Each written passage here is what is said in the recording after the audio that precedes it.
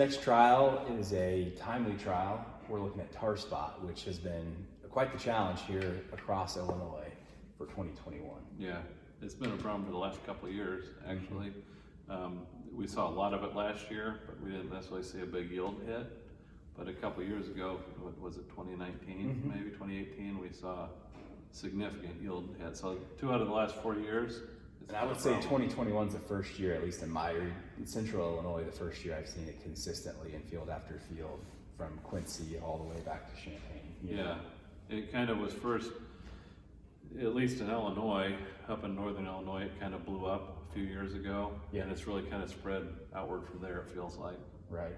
And for those interested in learning more about tar spot, we'll link in the show notes below our podcast where we talk specifically about tar spot for quite some time. Yeah, in fact, we actually have a couple of them, linked to both of them. So again, we don't always like to present single location data. One thing about managing tar spot is this is something that is a fairly new disease, and we're really on the early stages of learning how to manage it. And there's obviously a genetic component, and there's also a response to fungicide. It definitely responds to fungicide application. And the question sometimes is not, do I spray fungicide, but how many times do I spray fungicide? I hate to say that, but it seems like maybe multiple passes might be needed to really control this disease, especially in a year like 2021. And here we have an example of this trial, and I know this trial has grown at other locations, but this is just I just pulled out a single location where we've done our work, and so I wanted to share that. But we have 2 hybrids. We have a 114 and a 112-day hybrid, and the 114-day hybrid is less susceptible. And we really don't have any genetics. I don't think there's any on the marketplace that are truly have tar spot resistance. Now, there's some talk about some hybrids being able to handle it or not, but I've heard some hybrids that supposedly were really good on tar spot, and the next year they were a train wreck. So I'm very skeptical when I hear that there's tar spot resistance out there. We just haven't been working with it long enough in any company really in their germplasm that's adapted for this area. Now down in Mexico, where they've had tar spot for years, yeah, they have some material down there that has some resistance, but it's really not something, in the early stages at least, we're going to have to really control it with fungicide. Absolutely. So one thing we can see here, the 114-day hybrid is the one that is less susceptible to tar spot, and the 112-day hybrid is one that's more susceptible. And this is a fairly high pressure field that we had. We had pretty good disease development. And you can see in these pictures here what the different fungicide timings looked like. So we sprayed it V5, V5, R1, R1 only, and R1 and R3. And so we some of those are single pass, some are double pass, obviously. And as you look at these pictures, you can clearly see that there's a big difference in the timing, and especially, just getting that fungicide on is critical. And so you can see here in the graph, I have some pictures to, I'll send you the picture or whatever if you're gonna put them together. Yep.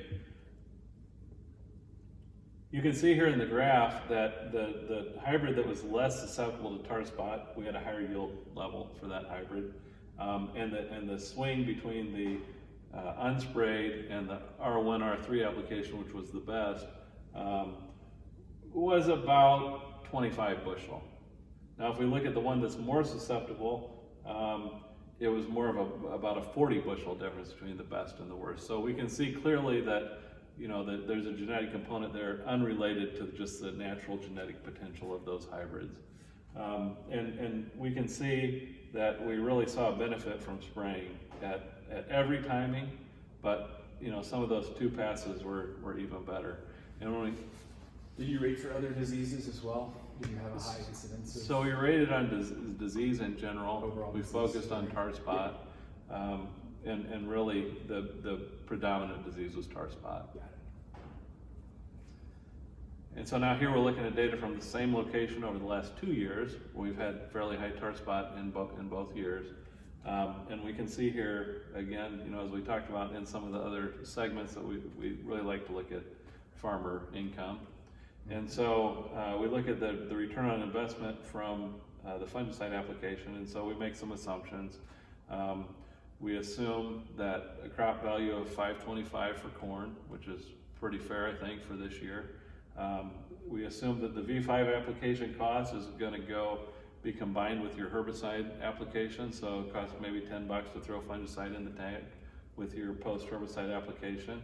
And then at the R1 and the R3 applications, we're assuming about $25 cost for your fungicide application. So, you know, if your actual numbers are a little bit different than that, you might see slightly different results, but I think the trends are fair. And what we see is, you know, we really saw our best response in those two past systems, and also not only our best response, but our best return on investment. Cool. The one thing that maybe surprised me here in this data set just a little bit is how good the V5 application did. You know, just single V5, just throwing that in the tank with your post application and not coming back with anything else, that was worth almost 20 bushel. And that, you know, surprised me a little bit. So that was Delaro. At the V5 timing, then at the later timings we used Delaro Complete. Well, it's cool stuff. I'm anticipating tar spot will continue to be an issue going forward, so this is a trial that we plan to continue going forward as well.